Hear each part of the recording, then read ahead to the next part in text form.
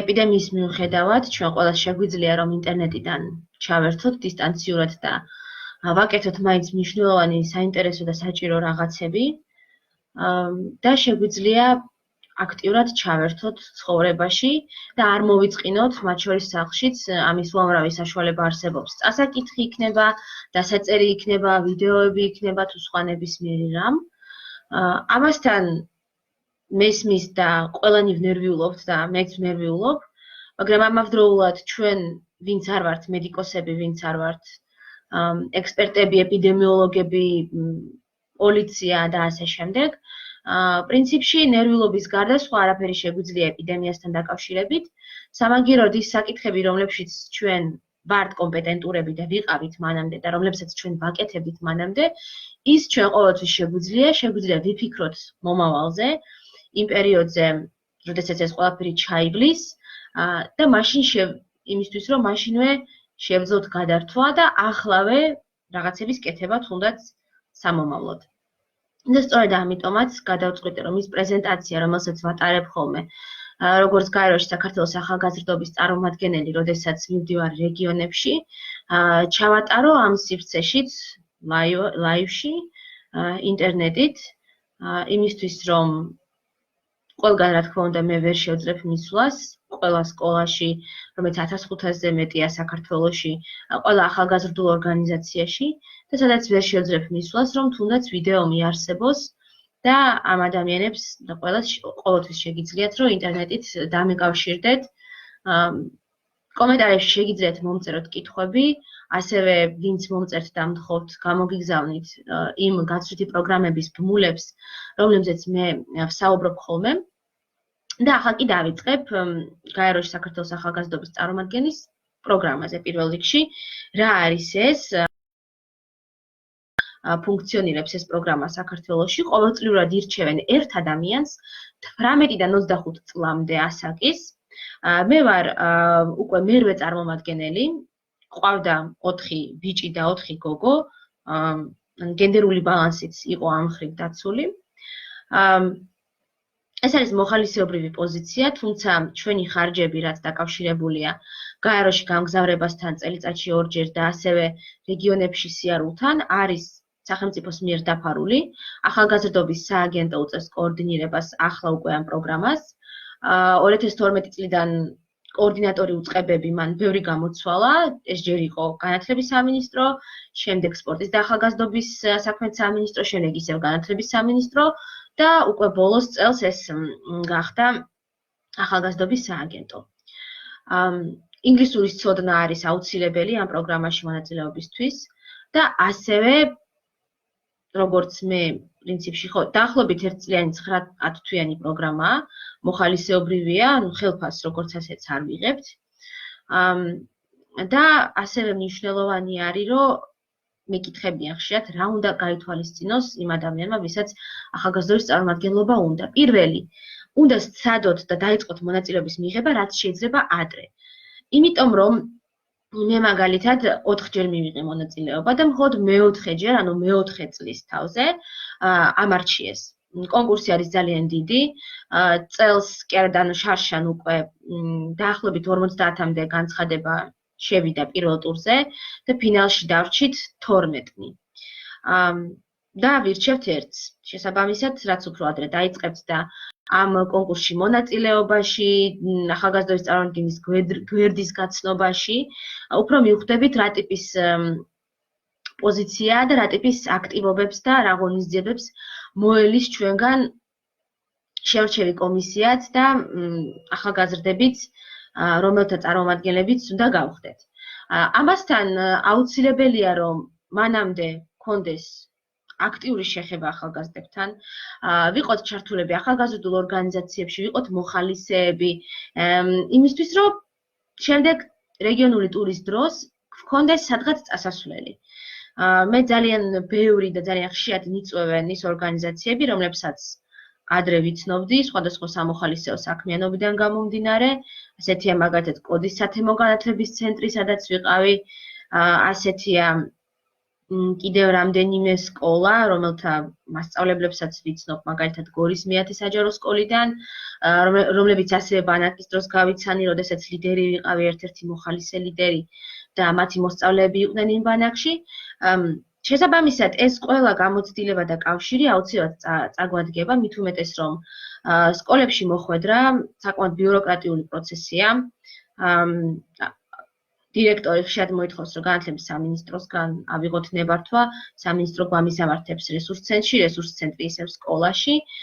ამ დროს შეიძლება მაგალითად თბილისიდან დაგვჭირდეს პირობითად წნორში ღონისძიების დაგეგმა და შეუძლებელი გახდეს, რომ რამდენჯერმე ჩავიდეთ წნორში, ჯერ უბრალოდ ნებართვის მოსაკლებლად და შემდეგ უკვე ღონისძიებისთვის, იმიტომ რომ ეს შრომატევადია, ხარჯვადია და ასე შემდეგ.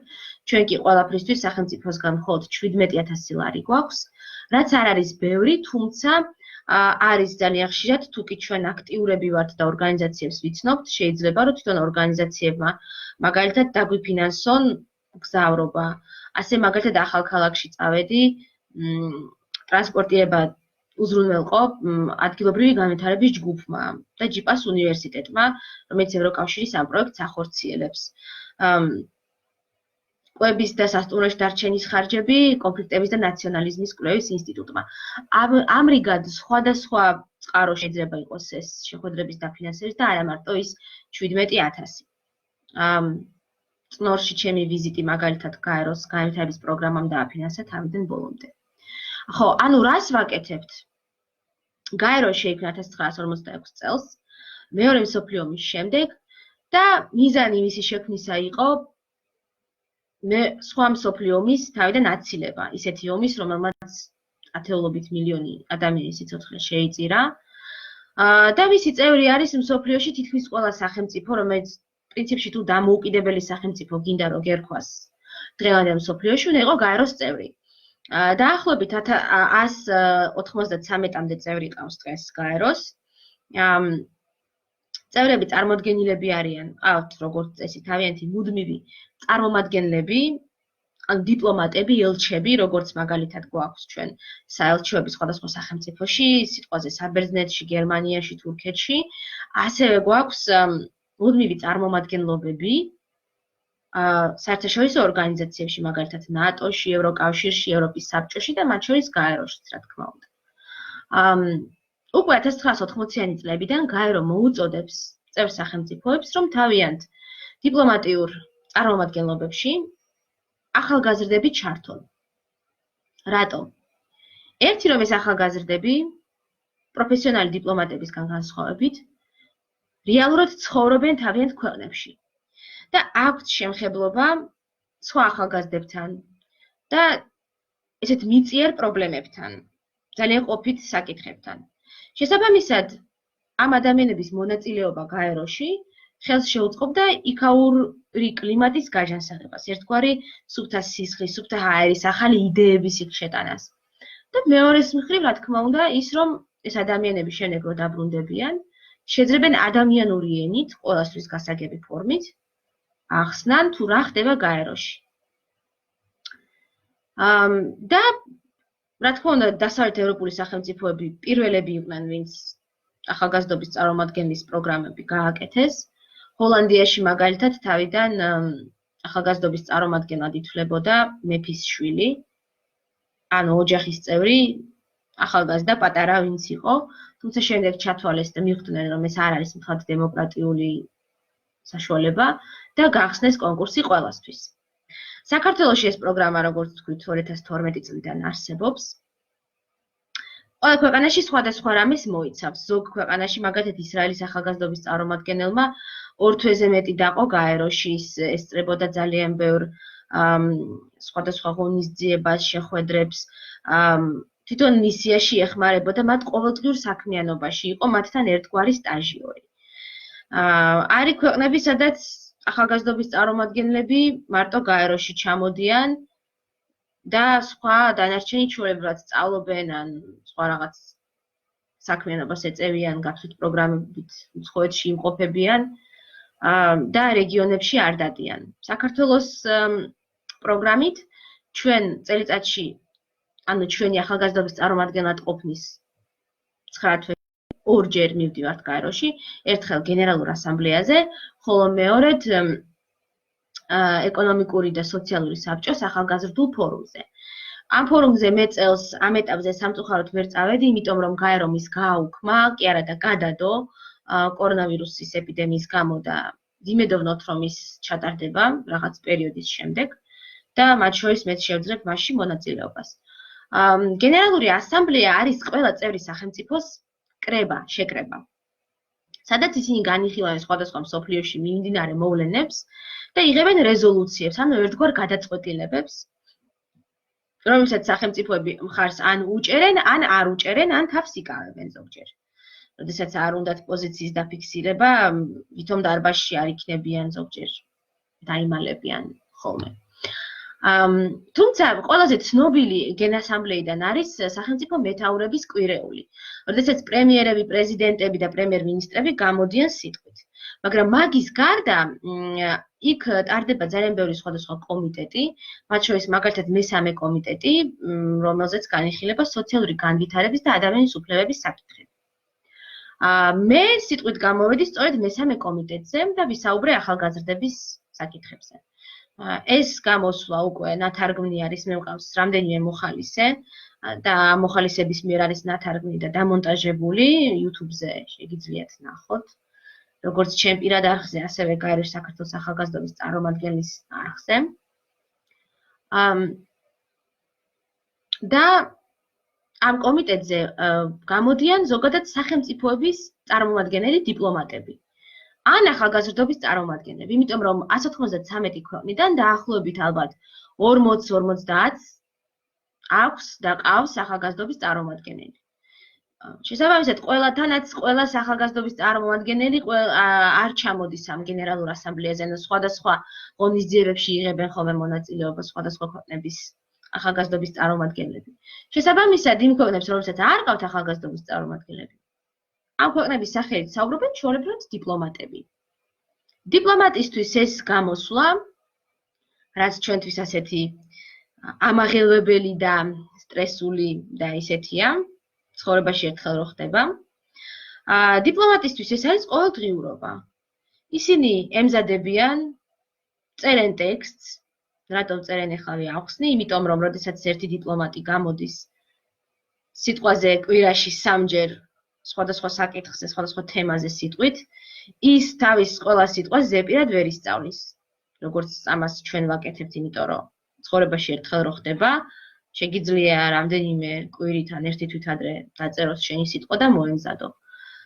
დიპლომატებს ამის დრო არ აქვთ ხოლმე, ისინი წერენ თავის სიტყვას და კითხულობენ. რატომ არ შეუძლიათ რომ უბრალოდ ისაუბრონ? იმიტომ რომ საუბარში შეიძლება გამოგეპაროს რაღაც ტერმინი.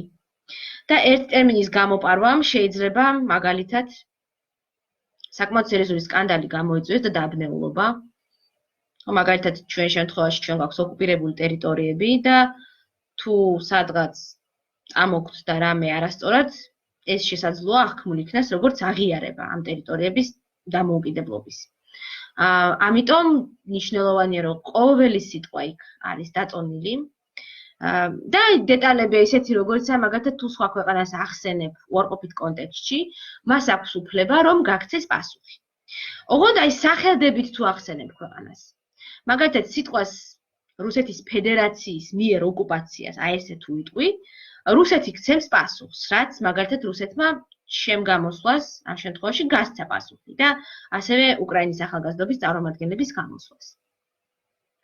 მაგრამ მე რომ ვთქვა უბრალოდ აფხაზეთი ოკუპირებულია და არ დავასახელო ვის მიერ, ამ შემთხვევაში უკვე მას ფორმალურად პასუხის გაცემის უფლება აღარ აქვს. ამიტომ ასეთი ტიპის რაღაცები ზუსტად რო გავთვალოთ თავიდანვე, ძალიან მნიშვნელოვანია და დიპლომატებისთვისაც მათ შორის. მოკლედ ამ კონფერენციაზე, ამ ერთი სიტყვით გამოსვლის გარდა და იქ ზუსტად 5 წუთი გაქვს და შემდეგ მიკროფონი ითიშება. ამ შემთხვევაში ხედველი ხედავს, ანუ იწერება ეს ტაბლოზე რამდენი ხანი დარჩა მე ბუნებრივი ამას ვერ ხედავდი და შესაბამისად ვერც განსაზღვრავდი, რომ მაგალითად 30 წამში ჩემი დრო იწურება და რაღაცნაირად თო დამისრულებინა. მაგრამ მაგის გარდა სხვადასხვა ქვეყნის ახალგაზრდობის წარმომადგენლებმა გამართეს ღონისძიებები, 2 საათიანი დისკუსიები, სხვადასხვა საკითხებზე, მაგალითად ჯანდაცვა, ვაქცინაცია, ქალების და გოგონების განათლების უფლება, ახალგაზრდების დასაქმების გამოწვევები, ახალგაზრდობის წარმომადგენლების პროგრამების გაცნობა, ანუ შედარებითი ანალიზი ყველა ქვეყანაში სად როგორ არის ეს პროგრამა, როგორ ფუნქციონირებს. და ასე შემდეგ, ამებსაც რა თქმა უნდა დავესწარი. ასევე შევხვდი ანტიგუას და ბარბუდას უსინათლო ელჩს, დიახ, სრულუფლებიანი საგანგებო ელჩი, მუდმივი წარმომადგენელი, ქვეყნის დიპლომატი, კარიერული დიპლომატი, მისი ხელმძღვანელი არის უსინათლო. ეს ანტიგუა და ბარბუდა მდებარეობს კარიბის ზღვის აუზში, ერთ-ერთი პატარა ქვეყანაა საკმაოდ. მე მის შესახებ მსმენია და მქონდა გაგონილია მანამდე 5-6 წლის წინ. და გული მწყდებოდა კიდეც, რომ აი ქვეყნებს სრულუფლებიანი ელჩები ყავთ და ჩვენ ახალგაზრდობის წარმომადგენელიც კი ერთიც კი ვერ ავირჩიეთ, შეზღუდულ შესაძლებლობას გქონეთქო. მაგრამ მეგონა რომ მან ვადა გაუვიდა, ან არ ვიცოდი ზუსტად რომ გაეროში იყო და არა რომელიმე სხვა ორგანიზაციაში ან სახელმწიფოში. და როდესაც იქ ჩავედი და ჩვენმა მისიამ მითხრა რომ ეს იქ არის უსინათლო, ძალიან გამიხარდა ეს ამბავი და ჩვენმა მისიამ ხელი შემიწყო იმაში, რომ მე მას შევხვედროდი და მართლაც მისაბაძი მაგალითი იყო და ბევრი კითხვა დაუსვი სხვადასხვა საკითხებზე. როგორ მუშაობს და როგორ საქმიანობს და რას საქმიანობს. ეხლა რომ გადავიდეთ იმაზე რეგიონებში რას ვაკეთებ, როცა ჩავდივარ.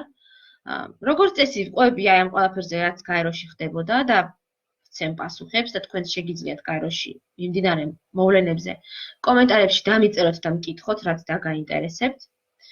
ასევე მე ვაზიარებ ხოლმე ინფორმაციას სხვადასხვა გაცვლით პროგრამებზე და შესაძლებლობებზე, როგორც ამერიკის, ასევე ევროკავშირის მიერ დაფინანსებულ პროგრამებზე. და ასევე გაეროს მდგრადი განვითარების მიზნების შესახებ, რაზეც ახლა ვისაუბრებ ცოტა მოგვიანებით. და ვცდილობ გავიგო ახალგაზრდებისგან, რა პრობლემებს აწყდებიან ისინი მდგრადი განვითარების მიზნების გარშემო. როგორ ხედავენ ამ პრობლემებს, თვლიან თუ არა რომ ეს პრობლემაა, თუ როგორ არის. ამ ინფორმაციას მე ვცდილობ ხოლმე რომ შემდეგ Facebook-ზე დავწერო, ჩემს პირად პროფილზე და ასევე ახალგაზრდობის წარმომადგენლის გვერდზე. ასევე ამაზე ვისაუბრებ სხვადასხვა ინტერვიუებში.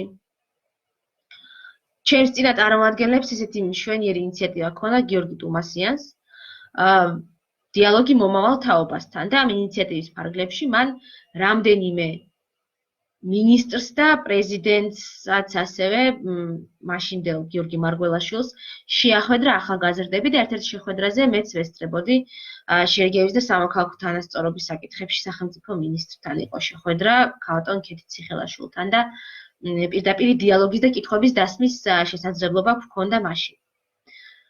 ხო.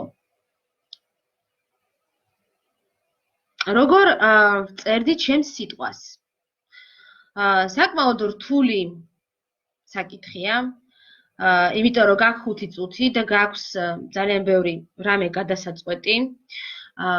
ჩემი ადრინდელი გამოცდილებიდან გამომდინარე შიშრმოპირთა უფლებების კუთხით, ასევე ქალთა უფლებების კუთხით, ძალიან მინდოდა რომ ამ ორ თემას შევხებოდი.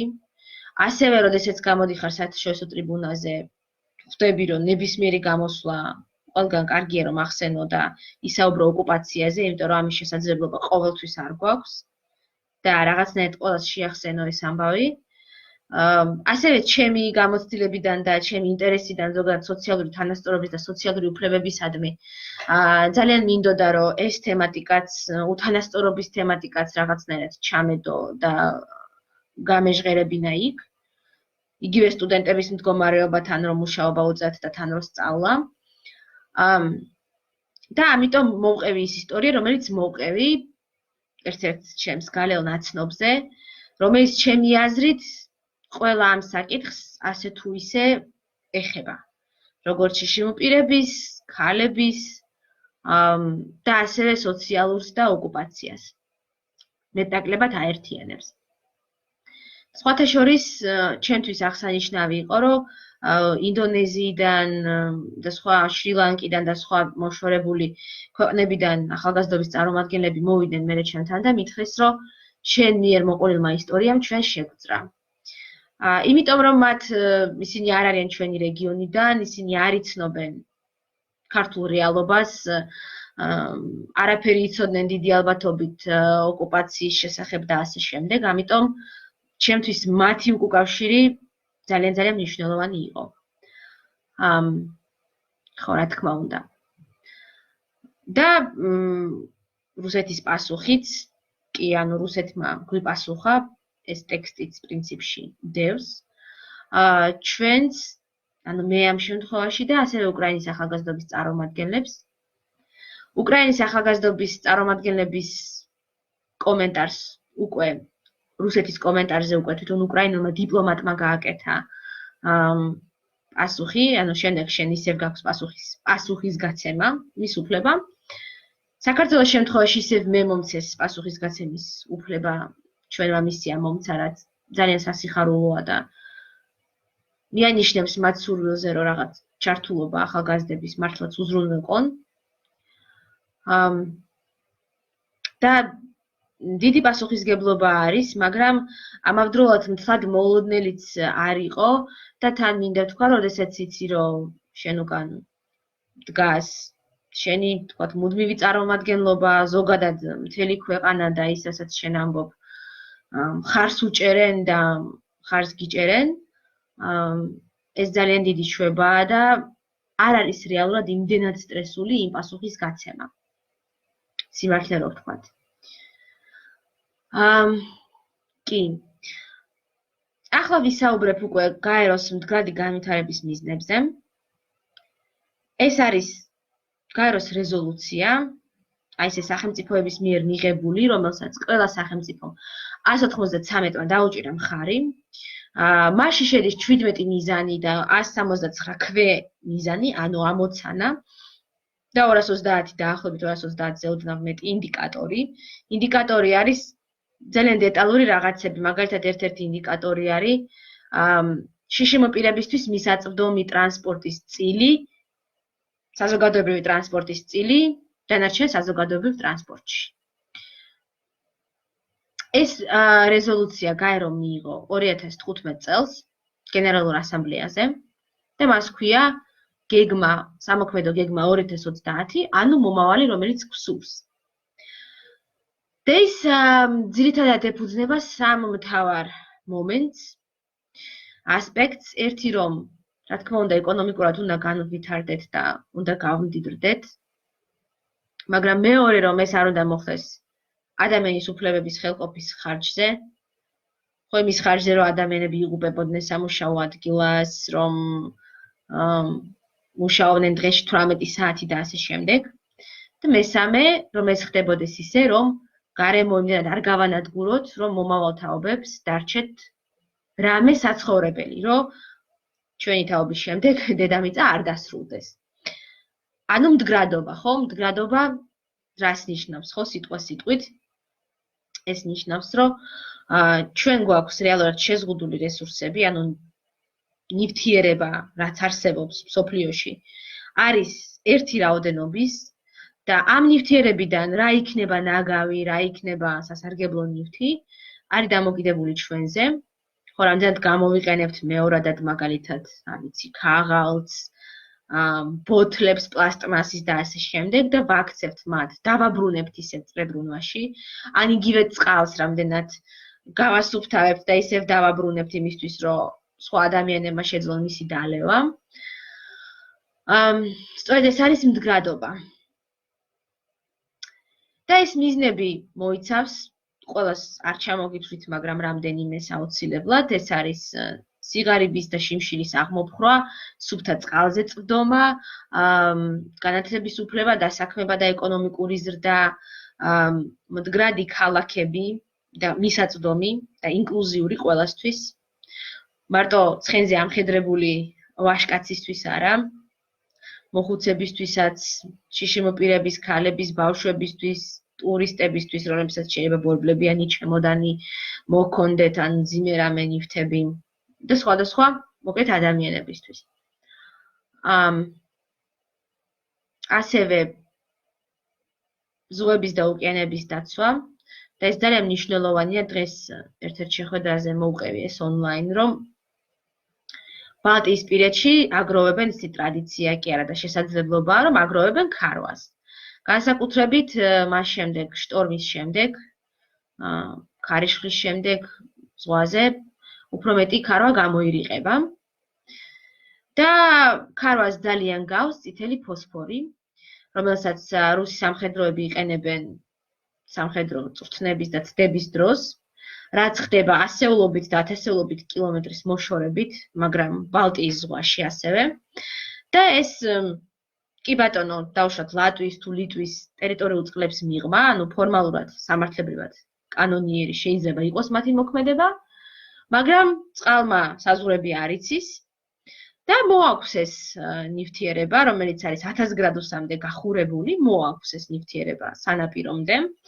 წყალი ვერ ასწევს მის გაგრილებას და ადამიანმა შეიძლება ჯერ ვერც იგრძნოს, რომ იწვის და მოკიდოს ხე, ჩაიგდოს ჯიბეში და მიიღოს მაგათად მეორე ხარისხის დამწვრობა. ანუ სადღაც ათასობით კილომეტრის მოშორებით გაფუჭებულმა საქმემ შეიძლება სრულად უდანაშაულო ადამიანი ან ცხოველი იმსხვერპლოს. ან მნიშვნელოვნად დააზარალოს. სულ ვრცელდება ხოლმე ეს ვიდეოები, როდესაც თევზები იჭედებიან პლასტმასის ნაგავში. ან იღუპება მაგალითად ვეშაპი და მის კუჭში აღმოაჩენენ ტონობით პლასტმასს და ამის გამო დაიღუპა, რომ ეს ვერ მოინელა ეს ამდენი მასალა, ვერ გადაამუშავა და დაიღუპა. ნუ იმას რო თავი დავანებოთ, რომ არის კუნძულები, რომლებზეც პირდაპირ პლასტმასი მოდის და რიყავს მას ზღვა. სწორედ ამაზეა ეს მოკლედ მდგრადობა, შვიდობა და უსაფრთხოება, ასევე სამართლიანობა და ადამიანის უფლებები, ეს არის მე-16 მიზანი. და არსებობს ძალიან კარგი გვერდი მე-16 ელემენტი, აქვე ყველას მოგიწოდებთ, რომ ის მოიწონოთ. მშვიდობაზეა და კონფლიქტების მშვიდობიან მოგვარებაზე, ადამიანების გამოცდილებაზე, იქ ბლოგები იდება, განსაკუთრებით ქართულ-აფხაზური ურთიერთობების მიმართულებით. და მე-17 მიზანი არის კერძო და საჯარო სტრუქტურებს შორის თანამშრომლობა. როდესაც ვეკითხები ხოლმე ბავშვებს, ახალგაზრდებს, მოსწავლეებს, სტუდენტებს რეგიონებში და მე დაახლოებით 1000-მდე სტუდენტს და ახალგაზრდას შევხვდი ამ დროის განმავლობაში. პრინციპში შექმნილი ეპიდემიური მდგომარეობის გამო დაახლოებით 1 თვეა უკვე აღარ დავდივარ რეგიონებში სამწუხაროდ, თუმცა მანამდე რაც მოვასწარი ეს არის. რა მიზნები შეიძლება იყოს საქართველოსთვის პრიორიტეტული და ისინი საუბრობენ სიღარიბეზე, ჯანდაცვაზე, განათლებაზე. თუმცა გაერო მოახდინა 4 მიზნის პრიორიტეტად დასახვა საქართველოსთვის, მაგრამ ეს 4 მიზანი პრინციპში დანარჩენებს ასე თუ ისე მოიცავს. ესენია ქალის და მამაკაცის შორის თანასწორობა, თანასწორობა ზოგადად ადამიანებს შორის და ეს ძალიან ფართოა, ხო, ეს მოიცავს მართლაც განათლებას, დასაქმებას, წყალზე წვდომას. თბილისში შეიძლება გაფუჭებული ონკანის გამო გვეზარებოდეს ონკანის შეკეთება და წვეთავდეს, ჟონავდეს და სადღაც ადამიანები თბილისიდან არც თუ ისე მოშორებით შეიძლება 100 კილომეტრის რადიუსში უწედეთ კილომეტრების გავლა იმისთვის, რომ ჭურჭელი ააფსონ წყლით და მოიტანოს სახლში სასმელი წყალი ესე. და რა თქმა უნდა, ესეთი წვალებით მთაში გორაზე ასვლით და ჩამოსვლით, როცა ჩამოათრევ და წამოიღებ ამ წყალს, ბევრს არ დალევ და ზოგავ, რაც ორგანიზმისთვის ძალიან ცუდია, იმიტომ რომ წყალი უნდა ვსვათ დღეში დაახლოებით 1.5 ლიტრი, 2 ლიტრი მაინც, სუფთა სახით. არა ჩაი, არა წვენი, არამედ წყალი. ხო, ეს ისე, რომ მართლა ყველაფერი დაკავშირებულია ჯანმრთელობასთანაც და განვითარებასთან ზოგადად. ხო. რაც შეეხება და ნელ-ნელა ვისაუბრებ ახლა სხვა და კონფლიქტები, ანუ მშვიდობა და ეს სამართლიანი ინსტიტუციები, სახელმწიფოს, ანუ გამჭვირვალე მმართველობა არის კიდევ ერთი მიზანი, მესამე, რომელიც გაეროს ჩვენთვის პრიორიტეტად დასახა და მეოთხე არის კერძო და საჯარო სტრუქტურების შორის თანამშრომლობა. ქალთა და მამაკაცთა შორის თანასწორობა იწვევს ხოლმე კამათს, ამაზე მოყვები რამდენიმე შემთხვევას, მაგალითად ერთ-ერთ ქალაქში ერთ-ერთმა ოჯახმა ჩვენი შვილი, რადგან გოგოა, კი უნდა საოპერო მომღერლობა, მაგრამ ვერ გავუშვებთ თბილისში სასწავლებლად მარტოს, ჩავაბარებინებთ აქვე ბიზნესზე. ასეთი რაღაც გავიგე. კიდევ ერთგან ზრდასრულ უკვე სრულწლოვან გოგოს უარი უთხრეს მშობლებმა ისეთი სამუშაოს დაწყებაზე, როცა გაიგეს, რომ ქალაქ გარეთ სხვა სოფლებში გასვლა მოუწევდა. მამაკაცი აიყვანეს იმ სამსახურში ჩვეულებრივად ახალგაზრდა. ერთ-ერთ რაიონში მამა მოვიდა და ორი დაიყვნენ, ესწრებოდნენ ჩვენ შეხვედრას და ძალიან წაიყვანა ეს ბავშვები იქიდან, მე ხო გითხარით, რომ ასეთ შეხვედრებზე არ მოხვიდეთო. ეს რამდენიმე მაგალითია უბრალოდ, თორემ კიდე ბევრი სხვა რამეც გამიგია, რომ სკოლებთან ბებია ბაბუებით განან და ეძებენ შვილიშვილებისთვის სარძლოებს და მე იმ გოგოებს იკაცებენ და სხვა მსგავსი ისტორიებიც კი. თანასწორობას რაც შეეხება, ხშირად უკითხავთ, რომ რა განსხვავება ევროპელი ახალგაზრდები, რაზეც საუბრობენ და საქართველოში ქართველ ახალგაზრდებს რაც აინტერესებთ ამ ორ საკითხს შორის და ამაზე ყვები ხოლმე გრეტას მაგალითს, რომელიც ვიცით შვედი აქტივისტია, 17 წლის გოგოა და კლიმატთან დაკავშირებით ძალიან ბევრს საუბრობს, დაადის აპროტესტებს და ასე შემდეგ. ხომას აქვს აუტიზმი. მან მიიღო საკმაოდ კარგი განათლება ალბათ. ხომან მოიპოვა ინფორმაცია კლიმატის ცვლილების შესახებ. და სხვა საუბრობს იმაზე, რომ თვითმფრინავებით არ უნდა ვიფრინოთ, იმიტომ რომ გარემო ბინძურდება. საუბრობს იმაზე, რომ ხორცის ჭამა არ არის კარგი, იმიტომ რომ ცხოველების გაზრდას ძალიან ბინძური საქმეა და ბინძურდება ამით გარემო. ამ დროს მისი თანატოლი დაახლოებით 16 წლის ბიჭი შარშან, ვიცით რომ მშენებლობაზე დაგვეღუპა. დაახლოებით ამ დროს, ან შეიძლება უფრო აპრილისკენ. სასწავლო წლის დროს მან მიატოვა სწავლა, როგორც ჩანს, რა თქმა უნდა, გადმოვიდა თბილისში რეგიონიდან, აქ მუშაობდა სრულ განაკვეთზე მშენებლობაზე და გადმოვარდა იმ მსხვერპლა იმას, რომ არ იყო შრომის უსაფრთხოება უზრუნველყოფილი, ჩამოვარდა და დაიღუპა. ანუ ჩვენთან მაშინ, როდესაც საბაზისო რაღაცებზეა საუბარი, გადარჩენაზე, ყოველდღიურ ჭამაზე, გრეტა უკვე საუბრობს იმაზე, რომ ნებაყოფლობით უნდა ვთქვათ რაღაცებზე უარი, მაგალითად ხორცის ჭამაზე, სიტყვაზე. იმისთვის რომ რაღაცაზე უარი თქვა, ალბათ ისჯერ უნდა ჭამო და ძალიან ბევრ ახალგაზრდა სამწუხაროდ ქართულ რეალობაში ხორცი, რა ვიცი, იშვიათობაა და ასე შემდეგ. იგივე მაგალითად გურული ახალგაზრდების გამსმენია, რომ როდესაც იწყება თურქეთში მოსავლის აღების პერიოდი, 16-17 წლის ბავშვები, 15 წლისებიც ტოვებენ სწავლას, მიდიან იქ სამუშაოდ, რომ დღეში 10-12 საათი ცხუნვარე მზეში იმუშაონ, იმისთვის რომ რაღაც თანხა შეაგროვონ, რომელიც შეიძლება მერე მთელი წელი ლამის ოჯახს ეყოს და ოჯახმა მთელი წელი იმყოფინოს. და იმისთვის რომ მათ პრობლემები არ შეექმნათ, სკოლები მათ არებს არ უწერენ, თუმცა ეს იმასაც ნიშნავს, რომ სახელმწიფო ვერ ხედავს რამხელა პრობლემაა რეალურად. და ჩვენ გგონია და ტაშს ვუკრავთ, რომ რა კარგია, როცა ბავშვები მუშაობენ. თუმცა მნიშვნელოვანია, რომ ბავშვებმა სანამ მუშაობა უნდა დაიწყონ, მანამდე უნდა ქონდეთ შესაძლებლობა, რომ ისწავლონ და განვითარდნენ და ქონდეთ შანსი, რომ გააკეთონ არჩევანი, რა სამსახური უნდათ, რა კუთხით უნდათ, რომ ცხოვრება გააგრძელონ და ასე შემდეგ. მაგრამ ამისთვის, რა თქმა უნდა, საბაზისოთი უნდა იყვნენ უზრუნველყოფილი, რომ მათ არ უწევდეთ თვით გადასარჩენად და თავის სარჩენად მუშაობა. ხო, რაც შეეხება მშვიდობას და კონფლიქტებს, აქ მე ყოველთვის ვამბობ ხოლმე იმას, რომ ჩვენ ყველას შეგვიძლია მშვიდობის მიზნისკენ ნაბიჯების გადადგმა. ეს არ არის მარტო რომ რაღაც კონფლიქტური რეგიონები უნდა დავიბრუნოთ და ეს არ არის მარტო ამის შესახებ მიზანი. რომელსაც მე თქვენ ინდივიდუალურად შეიძლება ვერ მივაღწიოთ რაღაც პერიოდი მაინც, ხო? მაგრამ რაც ჩვენ ყველას შეგვიძლია ყოველდღე ეს არის დავუკვირდეთ და დავფიქრდეთ იმაზე, როგორ ვურთიერთობთ ერთმანეთთან ყოველდღიურად. ჩაგრავთ თუ არა, დავცნით თუ არა, როდესაც ადამიანს ვეუბნებით, ფუ ეს რა საზიზღარი მოგწონს მომღერალი, ფუ ეს რა დებილი პროფესია აირჩიე, ფუ ეს რა ბანძია, ხო, ამით ვამბობთ, რომ ადამიანიც ბანძია. შეიძლება გაუაზრებოთ, მაგრამ ესე გამოდის. ფუ ეგ როგორ მოგწონს. და ზოგადად რამდენად ვუფიქრდებით ერთმანეთის საჭიროებებს, ერთმანეთის პრობლემებს.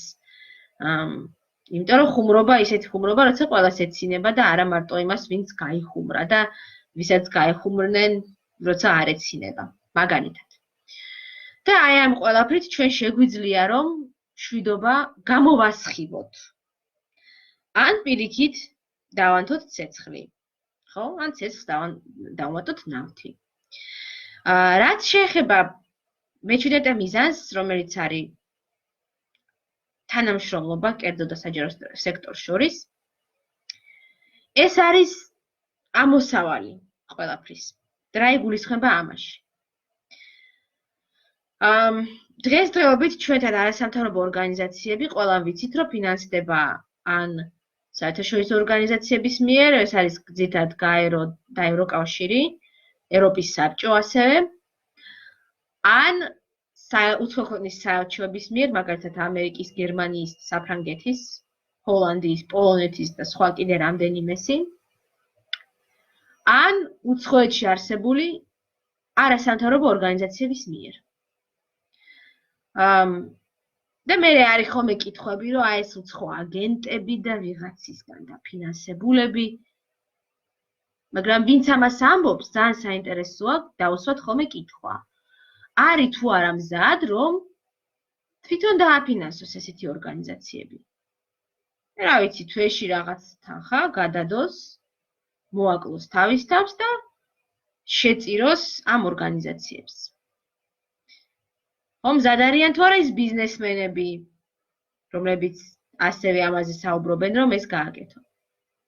რატომ? იმიტომ რომ სწორედ ასე ფინანსდება ყველა საქველმოქმედო, უფლებადამცველი, კვლევების მატარებელი, ახალგაზრდების მოხალისეობის საკითხებში, მობილიზების საკითხებში და სხვა საკითხებში და საკითხებზე მომუშავე არასამთავრობო ორგანიზაცია ევროპასა და ამერიკაში. მათ აფინანსებენ წევრები თავიანთი შემოწირულობით, იმიტომ რომ ისინი რომელმა ქვეყანამ უნდა დააფინანსოს, ხო, ლოგიკურია. ისინი გვაქვს ჩვენ ყვანან დასავლელი დონორები და დასავლელ დონორებს ვიღავთ, ხო? მოკლედ, ან ესე ინდივიდუალური საწევროებით, ან ბიზნესები რაღაც თანხის თავისი შემოსავლების რაღაცა ნაწილს პირდაპირ ურიცხავენ, ან უთმობენ გარკვეულ არასამთავრობო ორგანიზაციებს, რომლებიც მუშაობენ რაღაც საკითხებზე, ხო? მაგალითად, ბილ გეიტსმა რამდენიმე მილიარდი ჩადო აფრიკაში დაავადებებთან ბრძოლის საკითხში. რომ გითხოთ, რატო აკეთებენ ამას? ანუ პირველ რიგში იმიტომ, რომ ისინიც არიან საზოგადოების წევრები. ძალიან მძიმეა და ძნელია, კაი, შენ კი შეიძლება იყო მაძღარი, მაგრამ ძალიან უსიამოვნოა, როცა უყურებ, როგორ შიმშილობს და იტანჯება ყველა შენ გარშემო. ეს არ არის სასიამოვნო. ეს რო სასიამოვნო იყოს, ხო? მდიდრული ვილები, ესე მოშორებული არ იქნებოდა ხოლმე ღარი ბუბნებს, ხო? და ამდენი დაცვა არ იდგებოდა და ასე შემდეგ. ეს არ არის სასიამოვნო საყურებელი. გვინდა რომ იმ საზოგადოებაში სადაც ვცხოვრობთ, რაღაცა მინიმალური კეთილდღეობა მაინც იყოს.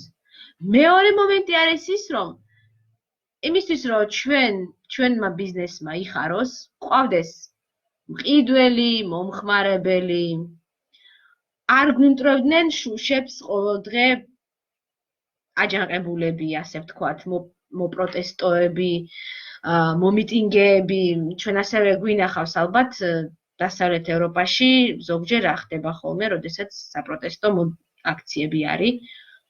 საკმაოდ ძალადობრივი და აგრესიულია ხოლმე ბევრი მათგანი და ბიზნესს რომ ეს ყველაფერი არ უნდა, ამიტომ აფინანსებს ხოლმე ამგვარ ინიციატივებს და შესაძლებლობებს. ხო, იმიტომ რომ უნდა რომ მაგალითად მის მიერ გადახდილი გადასახადები, ხორად სახელმწიფო ბიუჯეტში შედის, აინტერესებს და უნდა რომ ვიღაცამ გააკონტროლოს, რომ სახელმწიფოში კორუფცია არ არსებობდეს, რომ ის გადასახადი, ის ფული, რომელსაც ის იხდის ბიუჯეტში, რომ ჯეროვნად იხარჯებოდეს. ეს არის ერთი ფორმა, ანუ კერძო და საჯარო სტრუქტურებს შორის პარტნიორობის. მეორე ფორმა არის, ანუ ფულის მიცემა არ არის ერთადერთი გზა. მეორე საკითხი არის მაგალითად ის, რაც თუნდაც საგანგებო მდგომარეობის დროს ხდება, რომ შეიძლება რომელიმე სასტუმროს მაგალითად თხოვონ ადგილები და რაღაც დროებითი საავადმყოფო იქ გახსნან, იმიტომ რომ შეიძლება რაღაც მომენტში საავადმყოფო გადაიტვირთოს მაგალითად ეპიდემიის დროს. ან შეიძლება თხოვონ რაღაც პერიოდით იძულებით გადაადგილებული პირების შესახლება. ასევე ამის ნაწილია მაგალითად რა. ჩვენ ვიცით, რომ ძალიან ბევრი სასტუმრო და რესტორანი საჭმელს ყრის სრულიად ხელშეუხებელ საკვებს, რომელიც უბრალოდ რჩება სუფრებიდან, იღებენ და ყრიან. მაშინ, როდესაც ძალიან ბევრი ადამიანი შიმშილობს. გასაგებია, რომ სუფთა მოგების სიტყვაზე თვალსაზრისით ის არ არის ვალდებული, ის არსებობს იმისთვის, რომ მოგება მოიგოს ფული. და ის არ არის თავისი ბუნებით საქველმოქმედო ორგანიზაცია. მაგრამ თუ კი ჩვენ სახელმწიფო ვითანამშრომლებს ბიზნესთან, შეიძლება მივაღწიოთ იმას, რომ თუნდაც ასე დარჩენილი საკვები მათ დაურიგონ დღის ბოლოს გაჭირვებულებს, ვისაც ის ჭირდება. ან ჩამოაფასონ ისი მაგალითებით თბილისში უკვე არსებობს. კარგი მაგალითი საკმაოდ იყო ხოლმე ეს მაქთის და ჯეოსელის ოთახები სკოლებში, კლასები. როდესაც მობილური ოპერატორები აღჭურავდნენ სკოლებს ტექნიკით, კომპიუტერებით, ლაბორატორიებით და ასე შემდეგ. ეს მინდოდა მეთქვა პრინციპში მდგრადი განვითარების მიზნების საკითხზე და ჩვენ სხვათა შორის ახლა ძალიან საინტერესო რაღაცას შევესწარით ეპიდემიის გადამკიდე. მეცნიერები გვამცნობენ, რომ ჰაერი დაიწმინდა, ნაკლები გამონაბოლქვია, თუნდაც იმიტომ, რომ ნაკლები მანქანა დადის, ზოგან წარმოებები გაჩერდა მსოფლიოში, დამაბინძურებელი და ბუნებამ ერთგვარად ამოისუნთქა. უბრალოდ ძალიან დიდი იმედი მაქვს, რომ როდესაც დაუბრუნდებით ჩვეულებრივ რიტმს, ორმაგი გავეშებით არ გავაფუჭებთ და არ დავაბინძურებთ ამ ბუნებას და შევარგებთ ამ ამოსუნთქვას ერთგვარად.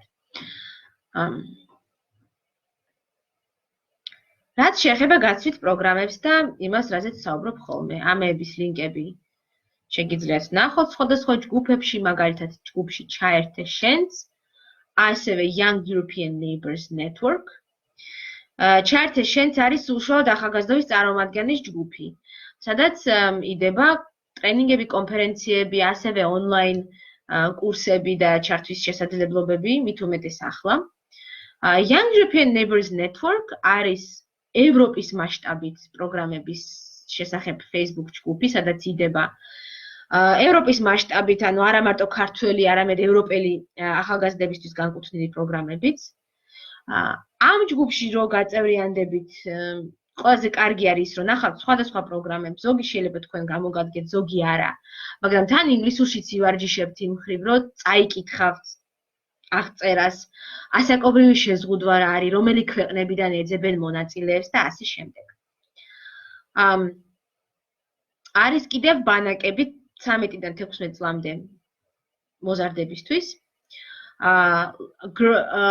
Glow, Beauty და Life. Glow, ანუ Glow გოგონები მსოფლიოს ლიდერები, ესე ითარგმნება. არის მარტო გოგოებისთვის ბანაკი, Build არის მარტო ბიჭებისთვის და Life Camp, ანუ Life ბანაკი არის როგორც გოგოების, ისე ბიჭებისთვის შერეულია. მაგრამ ის ტარდება ხოლმე კარვებში, ცხადდება მიღება გაზაფხულზე, აპრილ-მაისში, მაგრამ ახლა ალბათ უფრო ცოტა გადაიწერს ეს ამბავი. ეს გვერდები შეგიძლიათ დაალაიქოთ და ადენოთ თვალი, როდის გამოაცხადებენ მიღებას. ერთკვირიანი ტრენინგია ქართულად, მაგრამ ატარებენ ამერიკელი მშვიდობის კორპუსის მოხალისეები ქართველ მოხალისე ლიდერებთან ერთად. მეც ვიყავი მათ შორის 2014 და 2015 წლებში გლოუში ლიდერი. და იქ საუბრობენ ისეთ საკითხებზე, როგორც ადამიანის უფლებები, ლიდერობა, პროექტის მართვა და დაწერა და ამ პროგრამის დამთავრების შემდეგ რამდენიმე ასეულარიანი გრანტები არის ხოლმე და შეუძლია მონაწილეს, რომ ამ თანხის ფარგლებში რაღაც პატარა ღონისძიება გააკეთოს უკვე თავის სკოლაში, თავის სამეზობლოში, ახალგაზრდულ ორგანიზაციაში, რომელთანაც თანამშრომლობს და ასე შემდეგ. არის ფრანკლინის სკოლა, რომელსაც ამერიკის საელჩო აფინანსებს.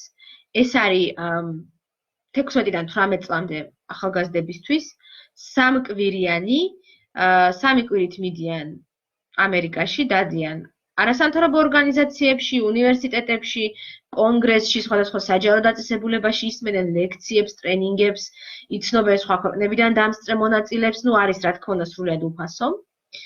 ეს იმათთვის, ვისაც შეიძლება ეშინოდეს მაგალითად ფლექსით წასვლა, მომავალ ლიდერთა გაცვლითი პროგრამით. თანაც ფლექსზე, იმიტომ არ ვსაუბრობ ხოლმე იმდენს, რომ მეც ვარ სხვა შორის თვითონ ერთ-ერთი ფლექსელი. უბრალოდ ეს არის ერთ-ერთი ყველაზე ცნობადი პროგრამა საქართველოში და ფრანკლინის სკოლა შედარებით ნაკლებად ცნობადი პროგრამაა. ეხლა ვისაუბრებ აღმოსავლეთ ევროპულ ჰარვარდზე, ასევე ეძახი მე აღმოსავლეთ პარტნიორობის ევროპულ სკოლას. ეს არის ევროკავშირის პროექტი. პროექტი არა პროგრამა, არ ვიცი, მოკეთ თბილისში გაკეთდა ეს სკოლა. არის ინგლისურენოვანი მთლიანად, 2 წლიანი. მე 11-12 კლასს სამთავრებთ იქ. ეს არის აღმოსავლეთ პარტნიორობის ყველა ქვეყნისთვის, ანუ საქართველოს, სომხეთი, აზერბაიჯანი, უკრაინა, ბელორუსი და მოლდოვა. თითო ქვეყნიდან არის რამდენიმე მოსწავლეს ირჩევენ ყოველწლიურად, მაგრამ საქართველოსთან, რადგანაც მასპინძელი ქვეყანა, ორჯერ მეც ირჩევენ. და ამ პროგრამის დასრულების შემდეგ ეძლევათ, რა თქმა უნდა, ჩვეულებრივი ატესტატით, რომელთაც საქართველოშიც შეუძლია ყველას ჩაბარება უნივერსიტეტში, ეროვნული გამოცდებით და ასევე აძლევენ IB-ს, ანუ International Baccalaureate, ესე ქვია. ეს საერთაშორისო ცნობილი პროგრამაა და ამ პროგრამის კურსდამთავრებულისთვის უფრო მარტივია ევროპულ უნივერსიტეტში რომელიმე ჩაბარება, თუნდაც პრესტიჟულში და დიდი კონკურსის გადალახვა. აქვე ვიტყვი, რომ სიტყვაზე გერმანიაში სწავლა არის უფასო. უბრალოდ თუ კი სტიპენდიას არ იღებთ იქ სწავლის დროს, მოგიწევთ ან მუშაობა, ან საკუთარი ხარჯით ცხოვრების ხარჯების დაფინანსება, მაგრამ შესაძლებელია. ეს განსაკუთრებით თუ კი იცით გერმანული. ამ შემთხვევაში. ამიტომ ამ სკოლას, რა ვიცი, ყველას ვურჩევ. ერთ-ერთ ძალიან ძვირადღირებულ სკოლაშიც ავატარებდი პრეზენტაციას და ამ სკოლაზე ვთქვი, იქ ორგანიზატორმა ეგრევე გამაჩერა, ჩვენც გვაქვს ეგეთი პროგრამა, იმიტომ რომ ზუსტად ისეთივეა, როგორც ძალიან ძვირადღირებულ სკოლებში, სადაც ათასობით ევროს წლიურად იხდიან მოსწავლეები. ხო, ამ სკოლაში სწავლა, რა თქმა უნდა, ინტერნატში, ანუ პანსიონში დარჩენა არის უფასო და დაფინანსებული. არის ასევე ერასმუსის გაცვლითი პროგრამები, როგორც ხანგრძლივი ერთსემესტრიანი პროგრამები სტუდენტებისთვის, როდესაც უნივერსიტეტიდან მიდიხარ ერთი სემესტრი და სწავლობ რომელიმე ევროპულ ქვეყანაში, ევროპულ უნივერსიტეტში, ის საგნები მერე გეთვლება საქართველოში გავლილ საგნებად, ანუ სემესტრს არ კარგავ. გაქვს სტიპენდია, რომელიც გეყოფა და ბილეთის ფულსაც გიხდიან და გაქვს სტიპენდია, რომელიც გეყოფა ჩვეულებრივად. სტუდენტური საცხოვრებლის დასაფინანსებლად, კვების, რა ვიცი, რაც დაგჭირდება, ახალგაზრდები, სტუდენტები ხშირად ასევე მოგზაურობენ კიდეც ამ პროგრამით უცხოეთში ყოფნის დროს და გამოზდით რამდენიმე ქვეყნის ნახვა ერთი პროგრამით წასვლისას. ამისთვის, ანუ ინგლისურის, ან რომელიმე ევროპული ენის ცოდნა, რა თქმა უნდა, აუცილებელია, მაგრამ ეს არის უკვე სტუდენტებისთვის. და არსებობს ასევე სამაგისტრო პროგრამა მთლიანად, რომელიც ფინანსდება ევროკავშირის მიერ. ანუ ერთია, რომ ბაკალავრის ან მაგისტრატურის საფეხურზე ერთი სემესტრი მიდიხარ, და მე ბრუნდები და შენივე ქვეყნის დიპლომს იღებ. და მეორეა, როდესაც მაგისტრატურაში პირდაპირ აბარებ უკვე ევროპაში. ასეთი პროგრამაც არსებობს. არსებობს ასევე ევროპის სოლიდარობის კორპუსი, რომელიც არის მოხალისეების პროგრამა. აქ უკვე არ არის აუცილებელი არც სკოლის ატესტატი, არც უნივერსიტეტის სტუდენტის სტატუსი. 18 წლის უნდა იყოთ და ინგლისური საკომუნიკაციო დონეზე უნდა იცოდეთ. პოულობთ ორგანიზაციას, რომელშიც მიდიხართ და რამდენიმე თვიდან, რამდენიმე კვირიდან, რამდენიმე თვემდე, 1 წლამდე ვადით შეგიძლიათ იმოხალისეოთ. მაგალითად, რაიმე ფესტივალის მოწყობაზე, ან ბავშვებთან იმუშაოთ რაღაც კუთხით, ასწავლოთ უცხო ენა და ასე შემდეგ. და არსებობს ერასმუსის ხანმოკლე პროგრამები, რომლებისთვისაც 16 წლიდან 13 წლიდან პრინციპში თეორიულად ღია, მაგრამ ძალიან ცოტა პროგრამაა 13 წლის და 14 წლის ბავშვებისთვის, უფრო იწყება მაინც 18 წლიდან და 16 წლიდან. ეს არის რამდენიმე დღიანი, ან 3 კვირამდე ვადის, როდესაც რამდენიმე ქვეყნის მონაწილეები იკრიბებიან და საუბრობენ, სწავლობენ სხვადასხვა საკითხს. შეიძლება ის იყოს ადამიანის უფლებები, ან სხვა რაღაც, ყველას შეიძლება ქონდეს რაღაცა პრეზენტაცია თავის ქვეყანაზე, თავის გამოცდილებაზე. ესენიც დაფინანსებულია თავისი მგზავრობის ხარჯებით და თავისი კვებით და სასტუმროთი. ხშირ შემთხვევაში ბილეთის ყიდვა თავიდან თქვენი გიწევთ, მაგრამ თანხა გიბრუნდებათ შემდეგ. პრინციპში ეს მინდოდა რომ მეთქვა, არის ეს ყველა პროგრამა შეგიძლიათ მოიძიოთ, თქვენით დაინტერესდეთ. მადლობა მოსმენისთვის, ინტერესისთვის, ველოდები კითხვებს, კომენტარებს. ასე რომ ყველას გისურვებთ სიმშვიდეს, იმედი მაქვს ცოტა ხნით მაინც გადავიტანეთ თქვენი ყურადღება ეპიდემიის ამბებიდან, რომლებზეც ხო როგორც მე ვთქვი, თუ სამედიცინო პერსონალი არ ვართ ამ ეტაპზე. ერთადერთი ზემოქმედება, კარგი ზემოქმედება, რაც შეგვიძლია მოვახდინოთ, არის ის, რომ ვიყოთ სახლში. და იმისთვის, რომ ამ სახლში ყოფნამ ჩვენ არ გაგვანადგუროს, ვაკეთოთ რამე სასარგებლო. ძალიან დიდი მადლობა ამისთვის და წარმატებები შვიდ საღამოს გისურვებთ, ჯანმრთელობას და დროებით. ახლა ვეცდები ამ ვიდეოს გამორთვას, რაც შესაძლოა, რამაც შეიძლება წარმართოს დრო.